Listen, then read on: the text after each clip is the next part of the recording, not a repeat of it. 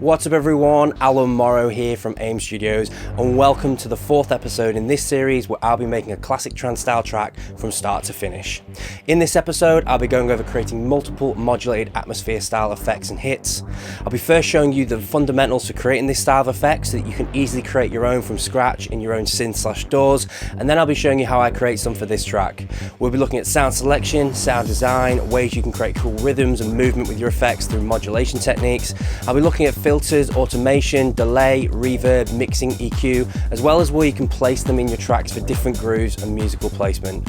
All of this will be done in real time with nothing pre-planned over a 1 hour 35-minute long tutorial so that you get to see the full process in great detail from start to finish. So if you wanted to learn how to make effects like this that can really add some nice ear candy to your tracks, then be sure to check out this tutorial and the others in the series at allanmorrowstudios.com.